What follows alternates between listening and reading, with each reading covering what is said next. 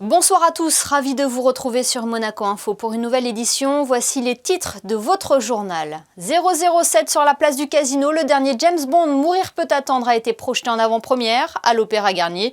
Nous y avons assisté. Après la e-éducation, la e-santé, la e-administration, le gouvernement princier a franchi une nouvelle étape aujourd'hui dans son développement du numérique avec le lancement de Monaco Cloud. Frédéric Ginta, délégué interministériel chargé de la transition numérique, nous en dira plus dans quelques instants.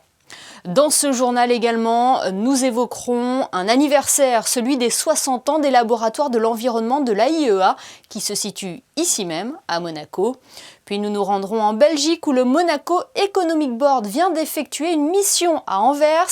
Nous y rejoindrons Guillaume Rose, le directeur général exécutif du MEB, qui nous dévoilera notamment les objectifs de ce déplacement. Et enfin, en fin de JT, vous en saurez plus sur une toute nouvelle maison d'édition 100% monégasque qui vient de sortir sa première bande dessinée, un album, vous le verrez, qui se veut solidaire. Je vous le disais en titre, ambiance 007 sur la place du Casino hier, le 25e opus du célèbre espion James Bond a été projeté en avant-première à l'Opéra Garnier. Retour sur cette soirée avec Fabien Bonilla, Alexandra Marangoni et Sylvain Péroumal. Monaco est l'agent 007. L'agent 007 est Monaco, un personnage et un lieu souvent indissociables. De nombreux James Bond ont été tournés en principauté, dont le premier autour d'une table de jeu du Casino de Monte-Carlo. La place du Casino s'est donc tout naturellement transformée en décor de cinéma pour cette avant-première. 2 Aston Martin DB5 menaçantes, des James Bond Girls, des smokings et de nombreuses personnalités, à commencer par le prince Albert II, parti un peu plus tôt du palais, à bord là aussi d'une Aston Martin. À ses côtés, le réalisateur du film, Cary Fukunaga.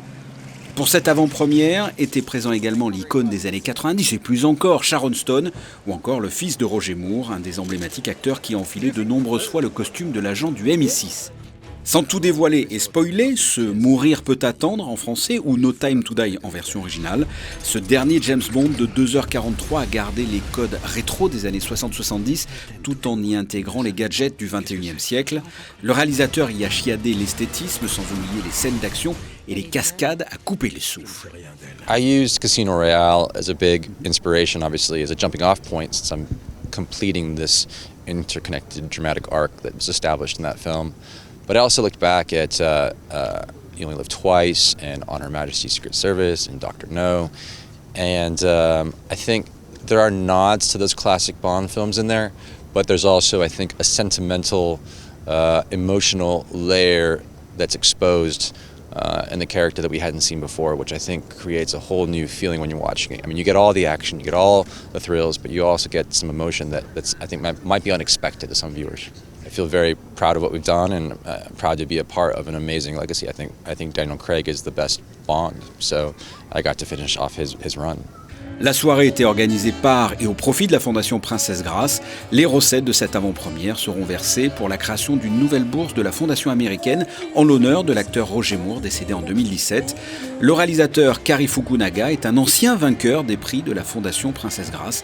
Il a également reçu le Statue Award en 2015 ici même. A Princess Grace Award winner who was supported early in his career by Princess Grace is now the director of the new James Bond movie. And add to that we had the opportunity to honor Sir Roger Moore so that all the proceeds from this evening go to a new award in his name. So perhaps the next young film director can go on to direct another Bond movie. Pour découvrir à votre tour ce 25e James Bond, mais le dernier interprété par Daniel Craig, il faudra encore patienter quelques jours. La sortie est prévue ce mercredi 6 octobre. Voilà donc pour cette avant-première du dernier James Bond. C'était il y a tout juste un an. Monaco annonçait le futur lancement de son cloud souverain. C'est désormais chose faite. Ce fameux outil clé est opérationnel depuis ce soir. Quelle est sa fonction? À qui est-il destiné? Et que va-t-il apporter à la principauté? Pour répondre à ces questions, nous sommes avec le délégué interministériel chargé de la transition numérique. Bonsoir Frédéric Ginta. Bonsoir. Tout d'abord, pour remettre les choses dans leur contexte et que les téléspectateurs comprennent les enjeux d'un tel outil, qu'est-ce qu'un cloud souverain? Un cloud souverain est une solution pour nos entreprises sur tous les sujets liés à l'informatique. Un cloud leur permet d'avoir accès à l'ensemble des services numériques sans avoir besoin d'espace, de serveurs informatiques basés chez eux. C'est une structure qui est très très sécurisé, parce qu'on sécurise une fois un cloud et pas beaucoup de petits serveurs de petites entreprises. Donc c'est avant tout un atout économique pour Monaco, parce qu'on offre dans une économie numérique plus de sécurité, plus de services à moindre coût. Alors ceci entre dans le cadre de la politique ambitieuse menée par Monaco dans le domaine du numérique. C'est une première européenne aussi, hein. Monaco aujourd'hui est le premier État à lancer son cloud souverain.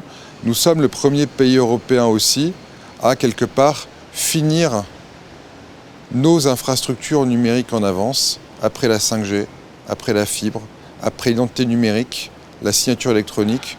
Le cloud vient parachever 3 ans de construction d'infrastructures, 3 ans de fondation. Aujourd'hui, Monaco et l'économie monégasque est prête à les fondations pour le monde numérique. Alors comment cela a été possible, Frédéric Ginta? Cela a été un travail minutieux effectué avec Amazon, je crois, c'est ça? Ça a été un travail minutieux avant tout avec la MSN, évidemment les autres départements du gouvernement princier qui seront hébergés par notre cloud souverain et ensuite des partenaires industriels. Tout Monaco, qu'il soit dans le secteur public ou privé, a été mis à contribution pour créer ce poumon économique dont nous avons besoin maintenant. Oui, cela constitue un aspect essentiel à l'attractivité de Monaco. À qui cela est destiné? Aussi bien aux entreprises monégasques qu'aux investisseurs étrangers? C'est avant tout évidemment pour les entreprises monégasques. Historiquement, les entreprises, de par la petite taille du territoire, devaient choisir entre des clouds étrangers et perdre en souveraineté ou des infrastructures locales moins fiables, moins sécurisées avec moins de services. Nous avons souhaité que nos entreprises, notre économie n'ait plus à faire ce choix. C'est pour ça que nous lançons ce cloud souverain, pour que nos entreprises disposent du meilleur des deux mondes. Après, Monaco est attractif. Dans le monde numérique, Monaco est reconnu. Et donc, quelque part, nous sommes confiants sur le fait que des entreprises étrangères, des sociétés souhaitant installer leurs données en principauté, voulant associer leurs données à l'image de marque, de sécurité, de souveraineté de Monaco, soient intéressées et deviennent clients de notre cloud souverain. Alors le gouvernement princier a acté dernièrement la création d'une e-ambassade au Luxembourg. La relance économique passe aussi par le numérique, notamment avec le Fonds bleu. D'après vous, Frédéric Ginta, Monaco est un modèle en matière de transition numérique? Je pense que Monaco est en train de devenir un modèle dans le monde numérique. Je pense que la transition, quelque part, a eu lieu. Aujourd'hui, le numérique est partout et est un enjeu exceptionnel de compétitivité. Effectivement, le gouvernement princier, sous l'égide du ministre d'État, a un plan qui s'articule autour de relais d'infrastructures, de relais financiers, du Fonds bleu notamment, qui permet de faire de la relance, de l'investissement, qui permet à l'ensemble de nos entreprises d'aborder ce nouveau monde numérique et d'être extrêmement compétitives, mais également toutes les politiques menées par la délégation interministérielle à la transition numérique, de simplification des échanges, les formations.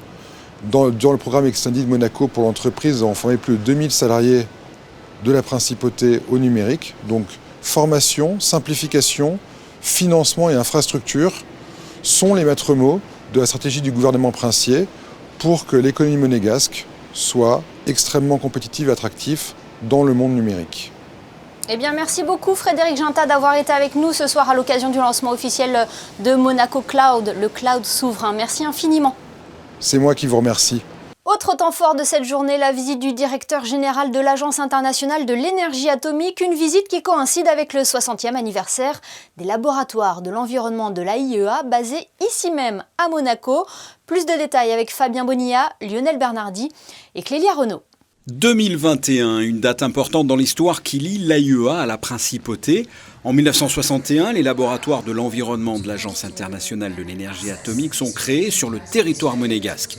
Plusieurs missions sont poursuivies depuis cette date, comme celle autour du renforcement des connaissances en matière d'application nucléaire au service de la préservation des milieux terrestres et marins. Pour célébrer cet anniversaire, le directeur général de l'AIEA effectue depuis mercredi une visite en principauté, et ce jusqu'à vendredi. C'est un laboratoire clé dans nos opérations parce que c'est à partir de ces laboratoires-ci qu'on fait toute la science et la recherche liée à la protection de l'environnement marin, les eaux, les océans, etc.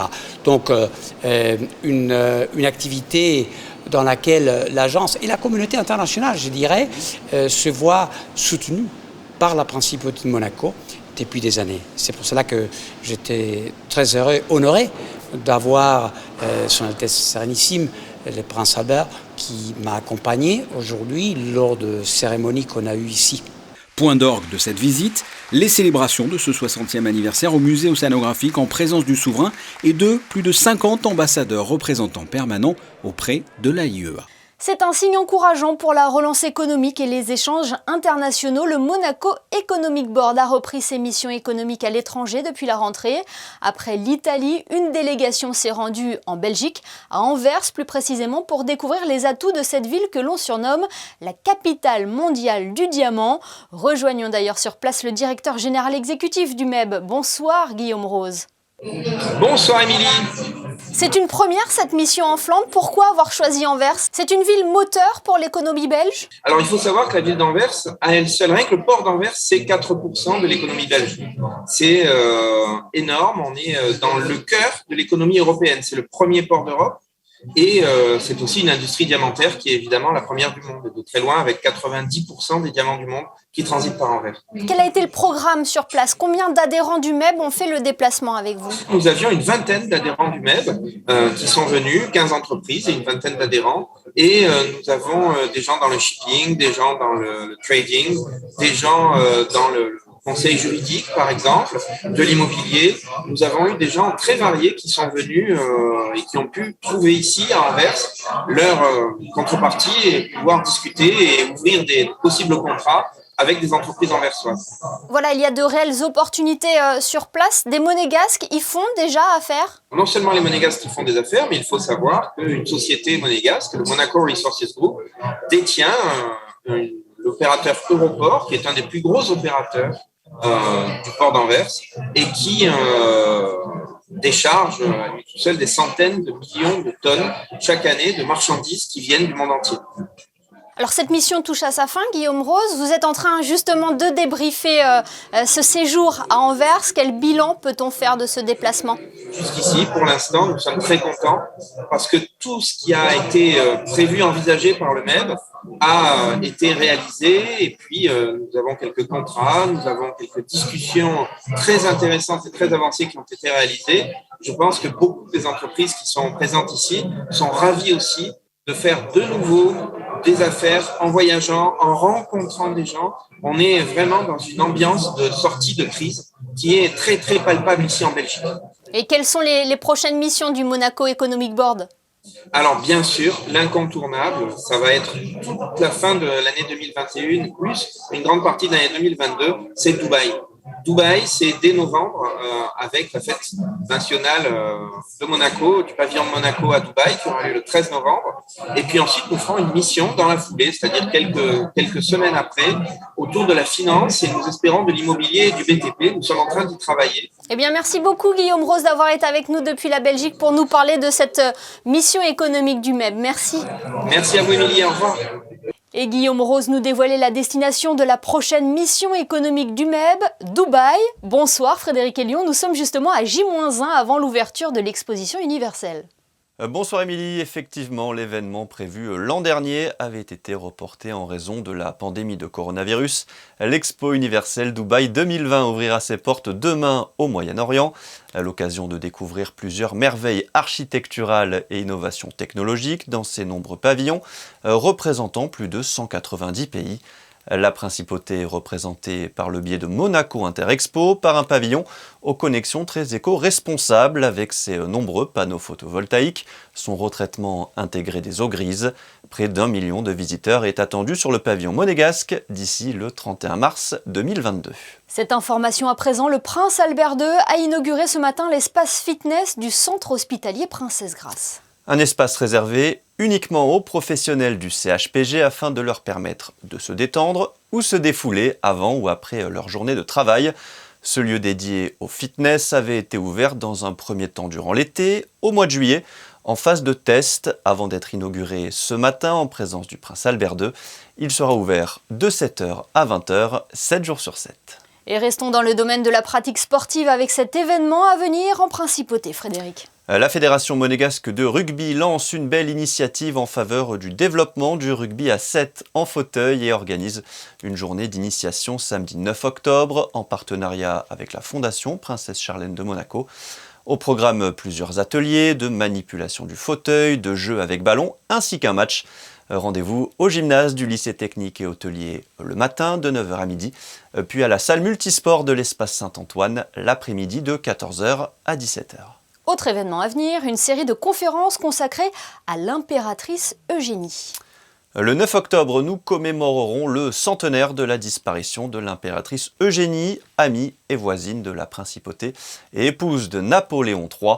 À cette occasion, une série de conférences ouvertes à tous aura lieu samedi 9 à partir de 15h à la salle Garnier. À l'occasion d'en savoir un peu plus sur le destin de l'impératrice Eugénie et sur ses liens avec la principauté et notamment le prince Albert Ier. Merci Frédéric, on vous retrouve dans quelques instants pour les prévisions météo. Elle s'appelle La Tempête, c'est la toute première bande dessinée publiée par une nouvelle maison d'édition 100% monégasque. Son lancement a eu lieu dans les jardins du château de Créma à Nice en présence de nombreux officiels. Le reportage sur place de Christine Datomel, Clélia Renaud et Olivier Bonello. Ce sont dans les jardins fleuris du château de Créma, sur les hauteurs de Nice, entourés de vignes, que les invités ont célébré le lancement de la bande dessinée La Tempête Alex, chronique d'une catastrophe dans une ambiance feutrée et intimiste. Réalisée en hommage aux 18 victimes disparues dans les vallées sinistrées de la Vésubie et de la Roya. Par La Tempête Alex, il y a un an, cet album solidaire et mémorial retrace presque heure par heure ce drame. Au travers de nombreux témoignages, l'auteur et le dessinateur décrivent le déroulement des événements du 2 octobre 2020 ainsi que les semaines qui ont suivi. On a parcouru toutes les vallées, on est allé un peu partout. Et donc on a rencontré des dizaines de personnes, parlé pendant des centaines d'heures, lu des coupures de presse, on a absolument tout regardé. Le but c'était de faire une BD pour aider les vallées, pour faire connaître aussi le drame de la tempête Alex à l'extérieur. Parce que on s'est rendu compte qu'au bout de 3 mois, ça avait été oublié. Vous savez, il y a tellement de drames dans le monde et partout que les gens finissent par oublier ce qui se passe. 5 € seront reversés par livre vendu au fonds départemental en faveur des victimes de la tempête. En plus d'être un album mémorial, cet ouvrage a séduit la nouvelle maison monégasque et les éditions du Précurseur, qui tire son nom de la chapelle palatine, par son côté solidaire et humanitaire. Les lignes éditoriales que nous allons développer vont être un petit peu les opportunités par rapport aux rencontres qu'on va avoir. Donc la BD étant le premier ouvrage, on va dire, de cette nouvelle maison d'édition, c'est vrai que c'est un chemin qui nous intéresse énormément.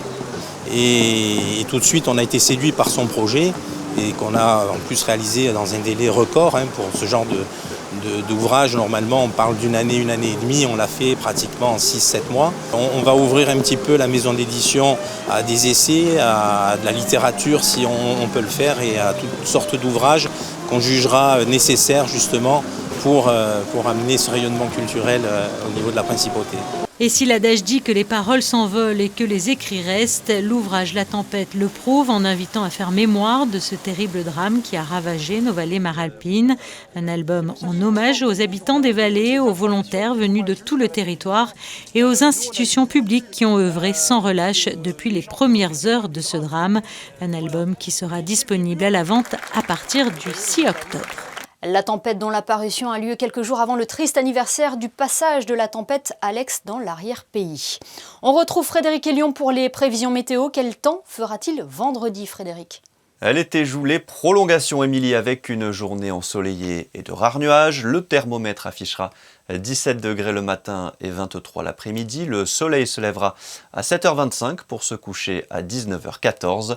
Vendredi 1er octobre, nous fêterons Sainte Thérèse de Lisieux. Merci Frédéric et merci à vous de nous être fidèles chaque soir sur Monaco Info. L'information continue sur nos réseaux sociaux. Rendez-vous demain pour une nouvelle édition dans laquelle nous aborderons notamment l'ouverture de l'exposition universelle à Dubaï. Justement, ce sont nos photos de fin de JT ce soir, photos signées Manuel Vitali. Très belle soirée à tous sur Monaco Info.